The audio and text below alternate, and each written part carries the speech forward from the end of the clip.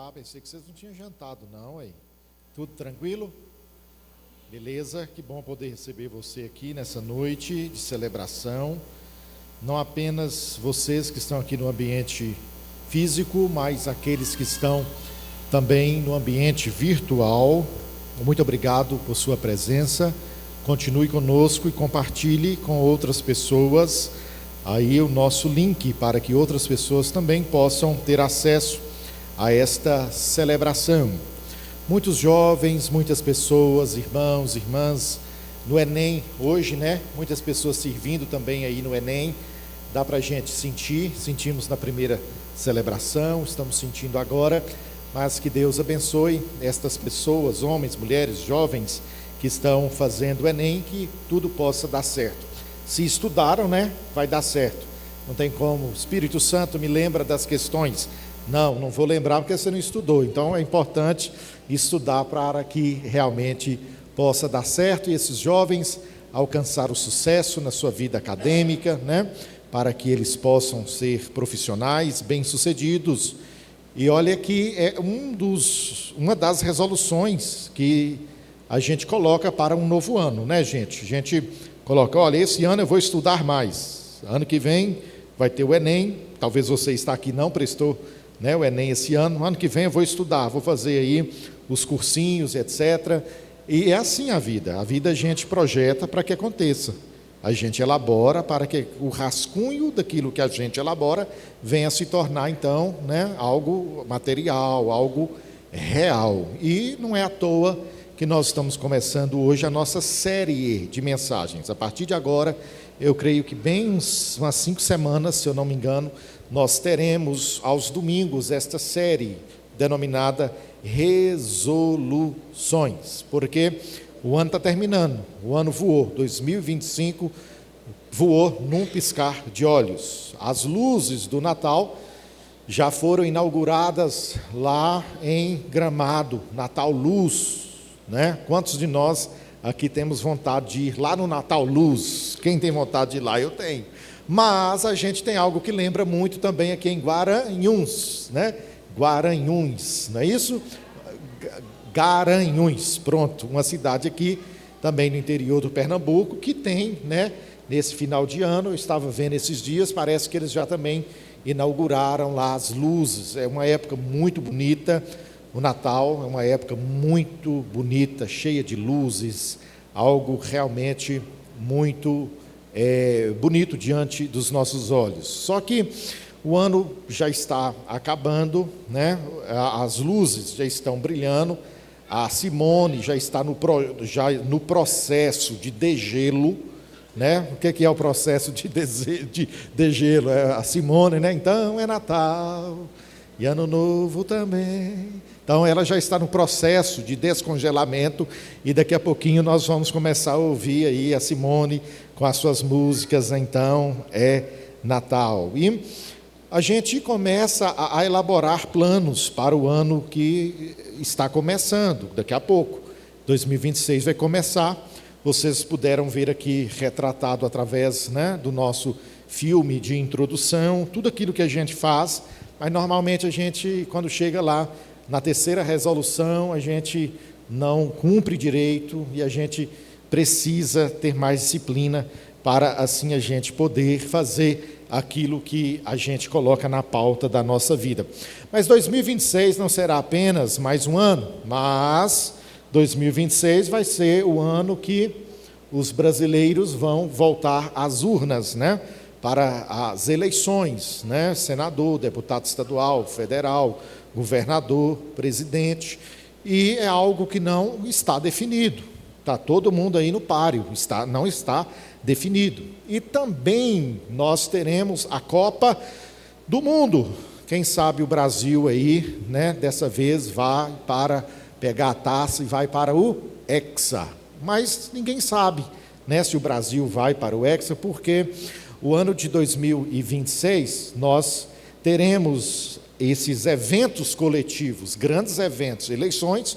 Os brasileiros vão às urnas, né, eleger ali os seus representantes e também nós teremos a oportunidade de assistir a Copa do Mundo com Galvão Bueno narrando no SBT. Você está sabendo dessa? Galvão Bueno vai narrar no SBT. Olha que diferente. Então, nós temos esses eventos, os eventos coletivos, mas nós também temos os nossos eventos pessoais. Há uma particularidade nos eventos da nossa vida. Só que nem a eleição está definida, nem a Copa do Mundo também não está definida, e nem os nossos eventos pessoais. Porque o ano de 2026, ele vem com um combo, que é o combo de incertezas. Nós não sabemos quem vai ser o presidente do Brasil.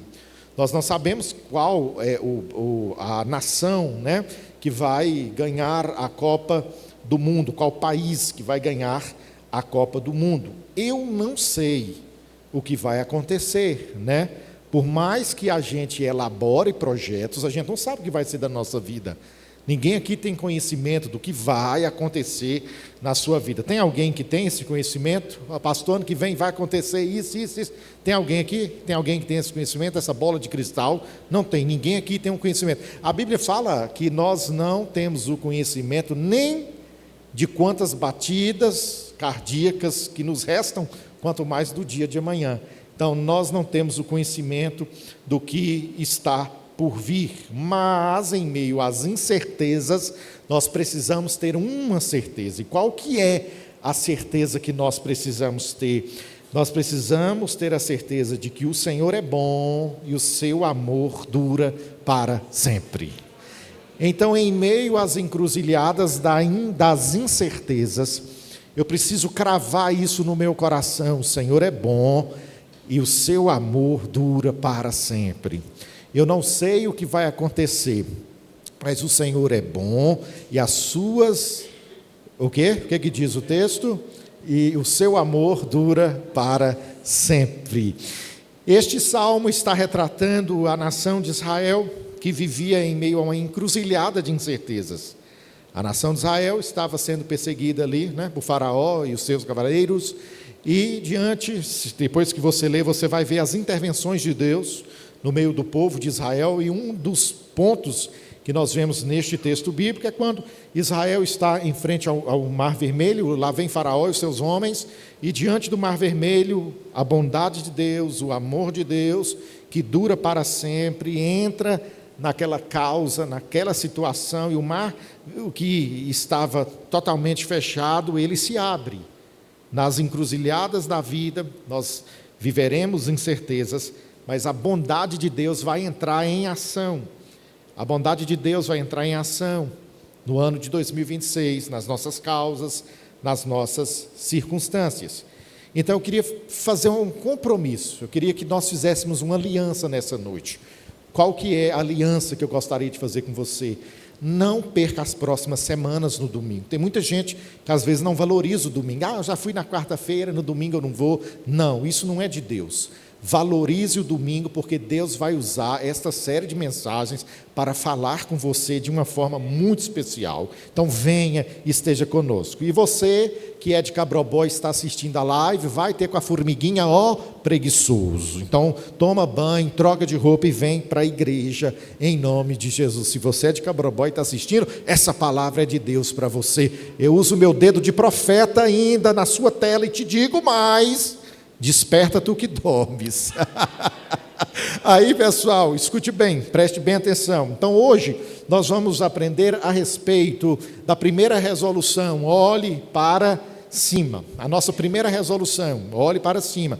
Então nas outras semanas nós teremos as outras resoluções, mas hoje eu gostaria de falar a respeito da importância da gente ter esse sobressalto no nosso olhar, da gente ter este olhar diferenciado, um olhar além de quê? Além das circunstâncias. Você precisa enxergar além das circunstâncias. Se você deseja um novo tempo, se você deseja um ano novo, que realmente está chegando aí, nós já ouvimos os passos de 2026, você precisa enxergar além das circunstâncias. Por que na maioria das vezes a nossa visão é obstruída? Porque nós enxergamos aquém e não além. Nós enxergamos apenas o perímetro da circunstância e nós não conseguimos transpor a circunstância.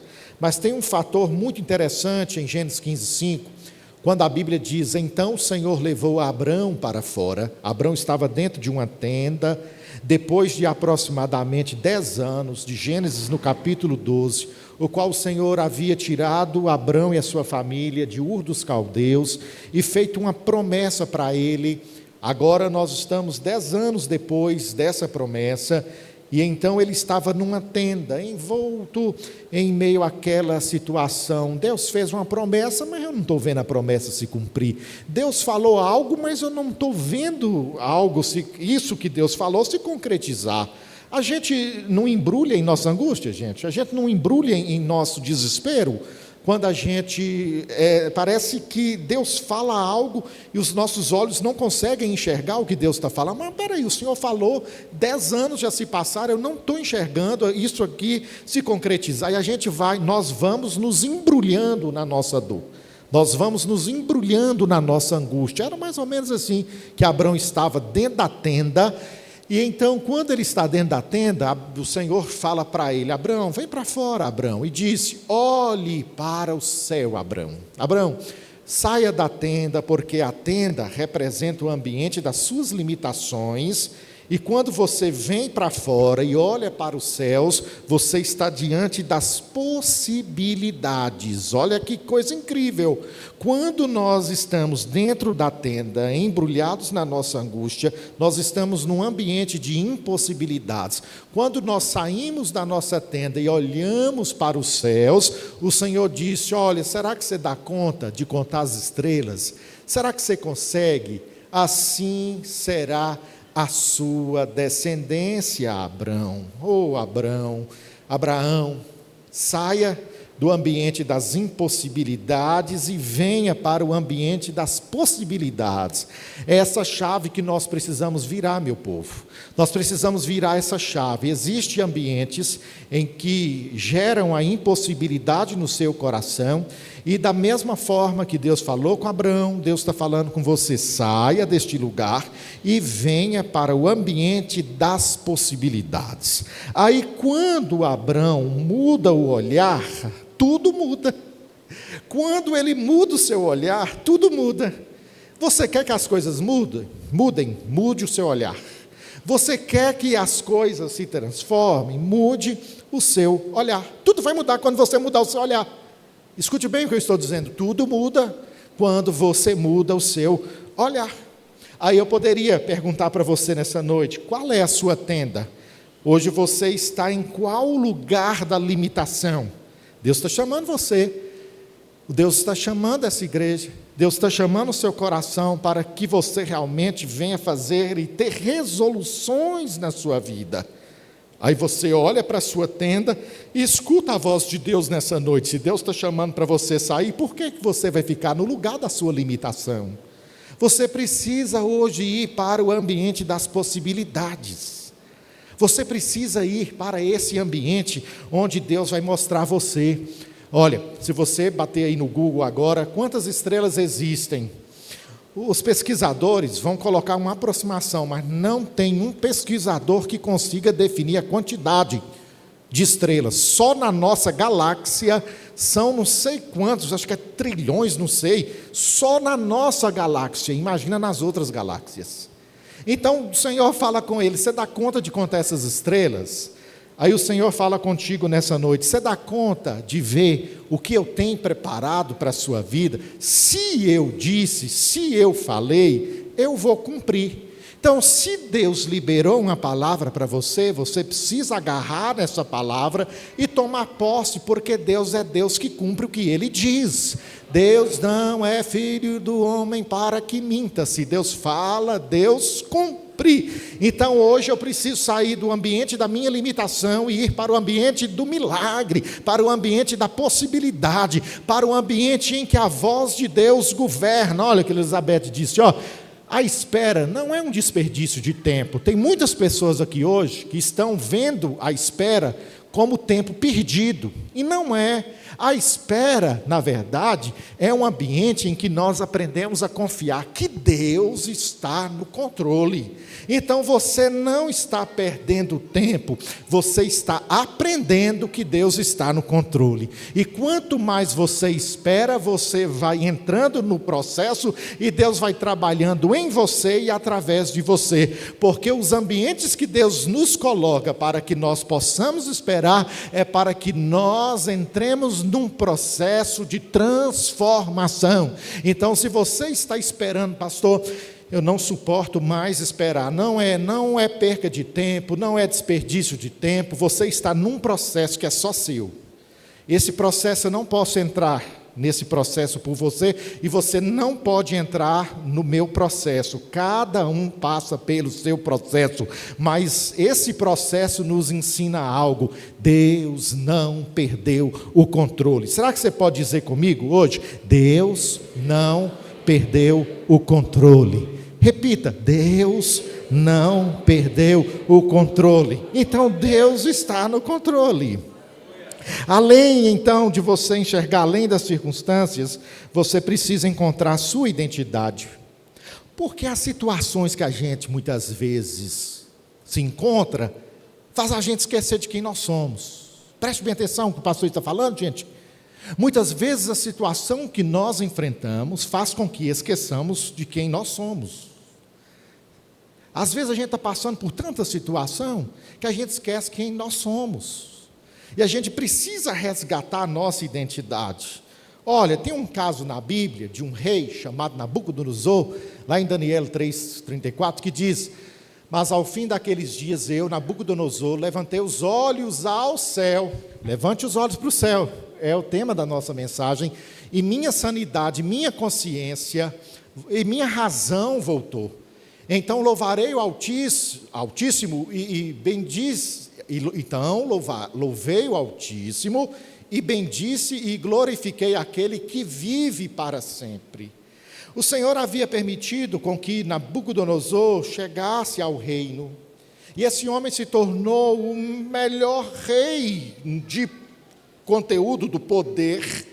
Na sua época, ele era o destaque no quesito de poder. Só que aquele homem deixou com que o orgulho subisse ao seu coração. Então aquele homem era destaque de poder. O domínio estava em suas mãos. Só que ele então se tornou um rei desse tipo. Ele olhava para o espelho e dizia assim: espelho, espelho meu, tem alguém mais poderoso e melhor do que eu? A gente às vezes não faz assim. A gente olha lá e fala: espelho, espelho meu, nisso que eu faço, tem alguém melhor do que eu? Aí nós vamos deixando que a soberba entrar no nosso coração. Então foi isso que aconteceu com Nabucodonosor, um rei que estava no trono por permissão de Deus, porque Daniel 2, 21, 22 diz que Deus institui rei e destitui rei. A Bíblia diz isso. Deus coloca, mas Deus também tira. E quantas vezes nós deixamos o orgulho assentar no trono do nosso coração e nós vamos ficando como Nabucodonosor. Ele pensou que ele era o rei poderoso e Deus mostra para ele: não, você não é tudo isso que você pensa que você é. Não tem gente cheia de si. Não tem gente cheia de si, eu sou, eu. Não, meu amigo, eu vim aqui te dizer que você não é tudo que você pensa que você é. Então Deus trata com Nabucodonosor dizendo o seguinte para ele: ó, você vai ser expulso do convívio humano, viverás com os animais selvagens, comerás capim como boi e serás molhado pelo orvalho do céu. Isso, Nabucodonosor, vai durar até que você reconheça que o Altíssimo domina sobre os reinos dos homens e os dá a quem quer. Você não é tudo que você pensa que você é. Pense bem. Às vezes o seu coração está inchado de orgulho, mas Deus trouxe você aqui hoje para dizer a você: você não é tudo isso que você pensa que você é. Você tira Deus do centro e você começa a governar a sua própria vida. Eu vou falar bem calmo.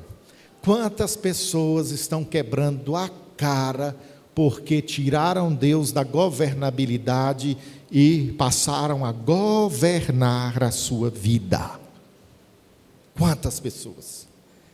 Deus, eu sei mais do que o Senhor, eu vou me assentar nesse trono. Quebraram a cara. Quando você olha para o espelho do ego, você fica cego. Por isso que nós não podemos olhar para o espelho do ego, nós precisamos olhar para a cruz. Porque na cruz nós reconhecemos quem nós somos. E quem eu sou? Eu sou um homem sustentado pela graça. E quem você é? Você é uma mulher sustentada pela graça. Tudo que tenho, tudo que sou, vem da graça. Chegou a um cargo melhor? Graça. Alcançou mais um certificado? Graça. A empresa estava pequena e cresceu? Graça. Os negócios começaram a expandir? Graça. É graça. Nada vem do poder das nossas mãos. Você pode se esforçar, mas ecoa a graça sobre a sua vida, ecoa a graça sobre a sua história. A verdadeira identidade não nasce do espelho, mas da cruz. Quem se coloca diante do espelho do ego não vive o propósito de Deus, vive o que o seu ego desenha. Olha o que o apóstolo Paulo disse aos Gálatas 6,14: quanto a mim, que eu jamais me glorie, a não ser na cruz de nosso Senhor Jesus Cristo. Não é sobre mim, é sobre Ele. Se nós aprendêssemos essa verdade. O meu casamento não é sobre mim, é sobre Jesus, as coisas mudariam. A minha família não é sobre mim, é sobre Jesus, as coisas mudariam. O trabalho qual Deus permitiu com que eu exercesse não é sobre mim, é sobre Jesus, as coisas mudariam. Só que nós estamos acostumados a fazer resoluções desta maneira: olha, ano que vem, 2026, eu vou fazer o projeto Novo Você. Aí você vai fazendo as resoluções, vai escrevendo projeto Novo Você. Só que não é o projeto Novo Você que nós somos convidados pela Bíblia, nós somos convidados para o projeto Menos Você. A Bíblia nos convida para esse projeto, menos você e mais de Deus. Menos você e mais da vontade de Deus. Menos você e mais da direção de Deus. Você já pensou se a gente entra em 2026 e falar: Senhor, como igreja, não é nada sobre nós, é menos de nós. Você já pensou os ministérios da igreja chegando no ano de 2000? Não é nada sobre mim, é sobre o Senhor. Você já pensou se você entrar no ano que está se aproximando? Senhor, não é nada sobre mim, é sobre o Senhor. Se nós olhássemos a partir desta verdade, que não é sobre nós, mas é sobre Ele, a história da nossa vida seria outra, seria uma história a partir da vontade soberana dEle. Foi assim que Jesus orou no Getsemane: Pai, se for possível, tire de mim essa experiência, Pai, mas que seja feita a vontade do Senhor. A vontade de Deus nem sempre nos deixa confortáveis, mas ela é necessária. A vontade de Deus muitas vezes não nos deixa confortáveis, mas é preciso. Então hoje, você pode olhar para essa tela e fazer hoje um compromisso de que o ano que está chegando seja um ano onde você apareça menos e Jesus apareça mais. Em que as suas decisões sejam a partir de Cristo e não da sua vontade. A minha vontade ano que vem é mudar para Petrolina, eu cansei de Cabrobó. E se Deus quiser tratar com você aqui em Cabrobó? Ou Ralabaxericanta, e eu estou entregando mensagem hoje aqui, porque tem gente que está assim, ó, eu vou para tal. E se Deus abrir a porta para você aqui? Não tome decisões precipitadas, porque você vai quebrar a cara. Rixa canta lá, baixericana. Você está entendendo ou não? Amém. Amém. Você estava querendo mudar para Petrolina, né, irmão? Ele recebeu. Escuta bem, olha, minha gente, como é importante. Senhor, que seja a sua vontade, que seja a vontade do Senhor. Aí, o profeta Isaías nos convida a ajustar a nossa esperança. Olha o que ele diz aqui, ó, Isaías 51:6. Levantem de novo, levante os olhos. Olha o que ele diz, ó, olhe para o céu. Mas depois que vocês olharem para o céu, vocês olham para baixo, que eu quero revelar algo a vocês.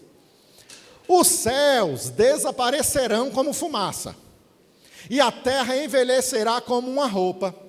Seus habitantes morrerão como oscas, mas minha, diz o Senhor, minha salvação é permanente, e meu governo justo não terá fim. O que Isaías está nos convidando a refletir? Que tudo aquilo que nós pensamos que é permanente, não é. É isso que ele está mostrando para a gente. Olha, os céus desaparecerão como fumaça, a terra envelhecerá como uma roupa, seus habitantes morrerão como moscas. Tem uma propaganda, se eu não sei que é no YouTube ou passa na televisão, que diz assim, ó, daqui 100 anos... tudo que é nosso vai pertencer a alguém. Daqui 100 anos, a casa que você mora, se Jesus não tiver voltado, Deus abençoe que Jesus já tenha voltado, né? Mas se Ele não tiver voltado, que é Ele que sabe, a vontade é dEle, a terra que você tem, não é sua. Entende? Essa igreja aqui, Deus abençoe que Jesus tinha voltado, mas se não tiver, são outras pessoas que vão ocupar esse espaço. A casa que você mora, que você cria tanta contenda, tem hora, não vai ser sua. O carro que você, não vai ser nada nosso, nem a roupa, a gente morre, o povo sai distribuindo as nossas roupas, tudo para os outros, nem a roupa do corpo fica, vai tudo sendo distribuído. Nós pensamos que a vida não tem prazo de validade, mas eu quero dizer a você, a vida tem prazo de validade. E onde você tem colocado o seu coração? São nessas coisas efêmeras, passageiras? São nessas coisas que em um certo momento vão esgotar? Eu estava num culto fúnebre agora à tarde e eu citei C.S. Lewis. E diz assim o pensador, a vida presente é apenas o título e a capa. O verdadeiro capítulo ainda não começou. É forte, não é, Lenita? Estou enxergando seus aleluia, estou ouvindo seus aleluia aí, Lenita. Entende? Isso aqui que a gente vive é título e capa. O capítulo ainda não começou, porque o capítulo mesmo vai começar na eternidade. Aí eu pergunto para você, você está preparado para a eternidade? A eternidade existe, só que existem 2 pontos: morte eterna ou vida eterna. Isso está diante de você.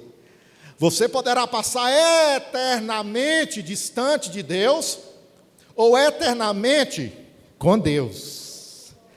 E eu já disse aqui em mensagem que tem um pensador, um teólogo, que diz que o ruim do inferno não é o fogo, é a ausência da presença de Deus. É a ausência de Deus. Então eu faço uma pergunta para você nessa noite: você está se preparando para a eternidade? E então, nós seguimos aqui a nossa exposição.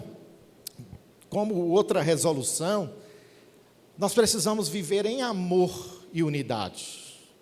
Olha bem o que o texto bíblico diz em João 17, 1, 20 e 21. Depois de dizer todas estas coisas, Jesus olhou para o céu e orou. A oração de Jesus não foi assim: Pai, minha oração é que a igreja do Senhor, a igreja A, B, C e D, seja a maior da cidade. É bom ganhar almas, é bom ver os frutos, mas não é tudo. Que a igreja B tenham influencers que falam, como é que é? Influencers que falam, o que o pastor seja influencer na internet. Jesus não fala isso. Jesus fala isso aqui, minha oração não é apenas por esses discípulos, mas também por todos que crerão na mensagem deles. Eu oro para que todos eles sejam um, como nós somos um. Assim como tu estás em mim, Pai, e eu estou em ti, e que eles estejam em nós, para que o mundo creia que tu me enviastes. A oração dele não foi para que a gente se tornasse, a gente deseja ganhar almas, 10% de Cabrobó, ir lá para o nosso terreno, ter um lugar muito espaçoso, bonito, contemporâneo, mas não foi sobre isso apenas, não foi sobre isso. Jesus orou para que houvesse amor e comunhão dentro da igreja. A oração dele foi: Pai, que tem amor e comunhão no meio dos discípulos. E Paulo me lembra de algo muito importante. Paulo fala assim, nas minhas palavras, tá? Você pode sapatear, rodopiar, tocar, pregar, cantar. Você pode fazer o 8, é 8 que fala, o 9 no 6. Você pode fazer o que você quiser. O 7, pintar o 7, obrigado. Você pode pintar o 7, mas se não tiver amor, vale para nada. Eu toco, eu canto, eu prego, mas se não tiver amor, não adianta, minha gente.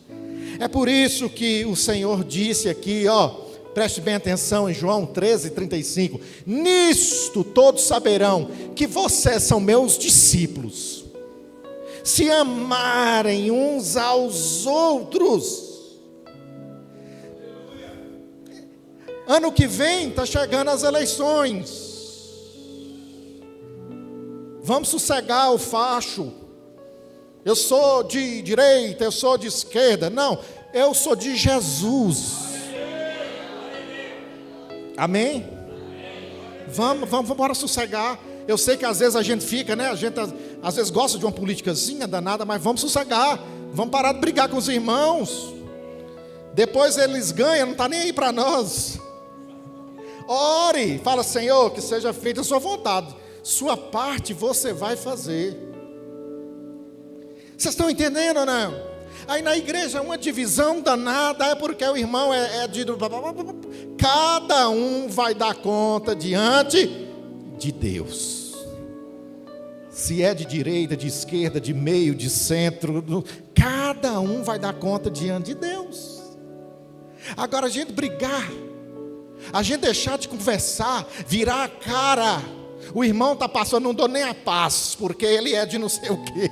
Irmãos, nós somos de Jesus. Então está chegando ano que vem, não vamos fazer isso não. Amém ou não? Começando de mim, eu não vou fazer.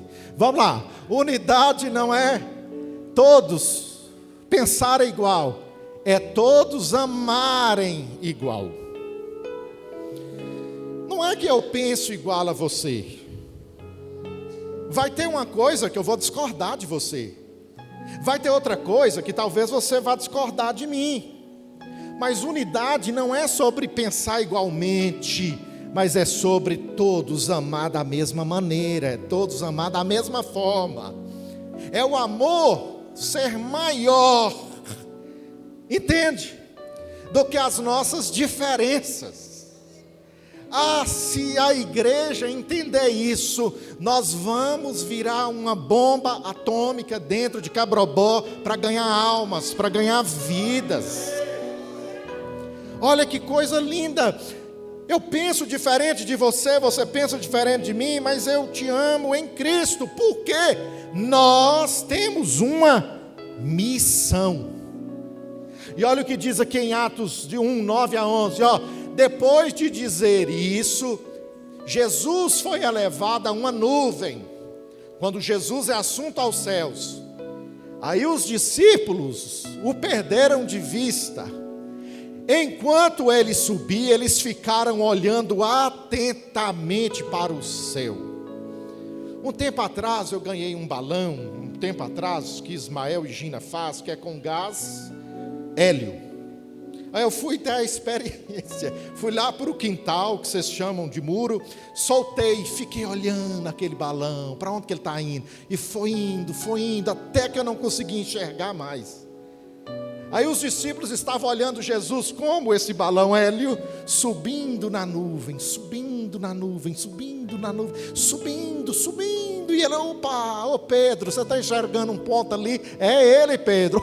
João, é ele mesmo, João. Olha ele lá, eu estou enxergando ainda ele ainda, Pedro, eu não estou enxergando mais nada, já foi. Aí Jesus foi subindo, aí, de repente, 2 homens vestidos de branco, 2 anjos, apareceram e disseram: homens da Galileia, por que vocês estão aí parados, olhando para o céu? Ué, pastor, mas o Senhor não falou que a gente tem que olhar para o céu? Tem. Você tem que olhar para o céu. Mas nós aprendemos aqui que nós também precisamos nos movimentar. Os 2 anjos disseram: por que vocês estão parados, olhando para o céu?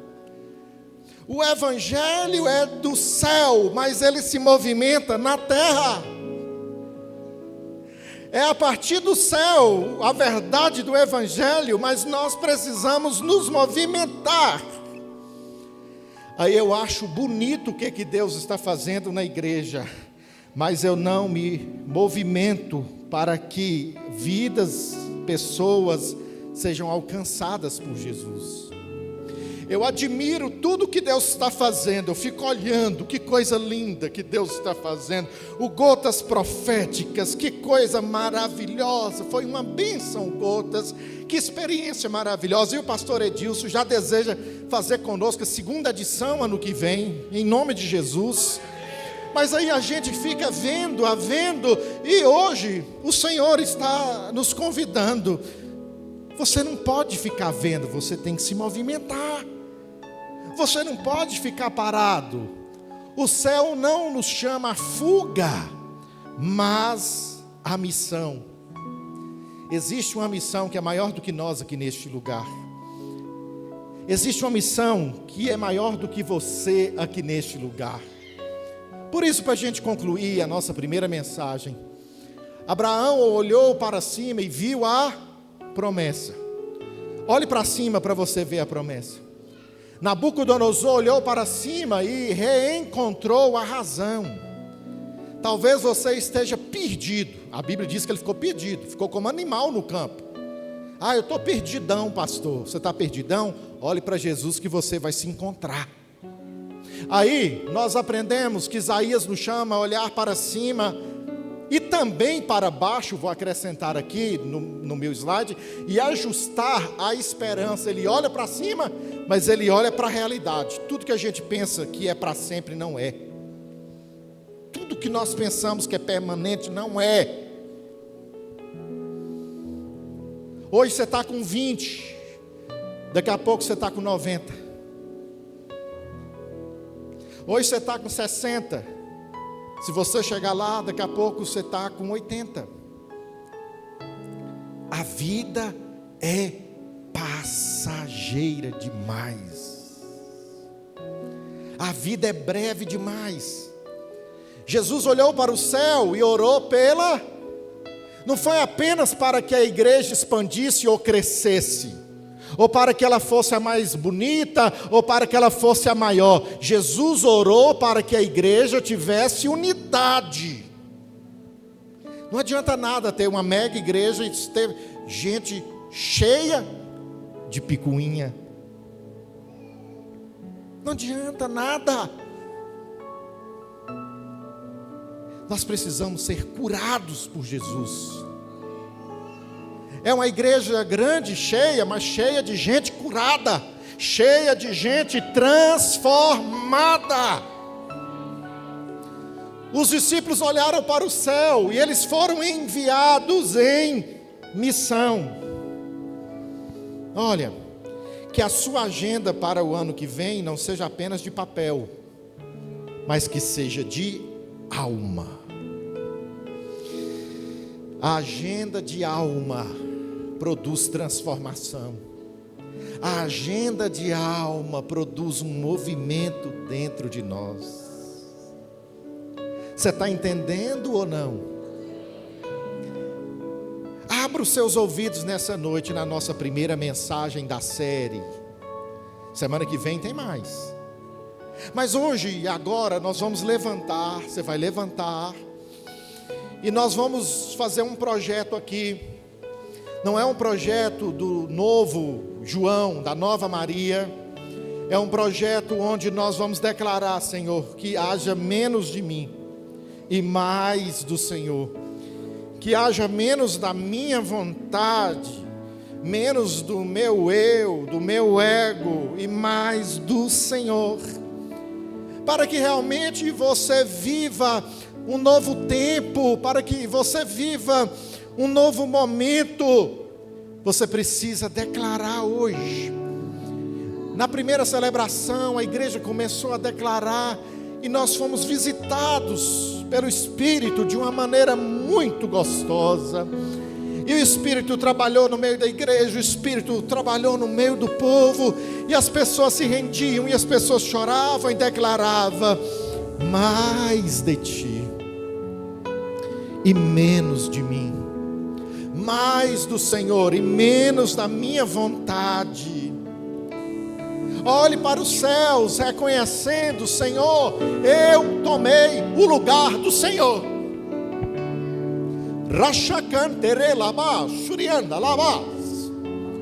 Olhe para os céus hoje e fala: Deus, me perdoe, eu tomei o lugar do Senhor e eu estou como Nabucodonosor. E Deus está falando essa noite: existem pessoas aqui como Nabucodonosor, porque deixaram o orgulho entrar no coração. Mas essa série vai ser uma bênção. Deus já está mostrando, essa série vai ser uma bênção. Você pode levantar as mãos, levante as mãos,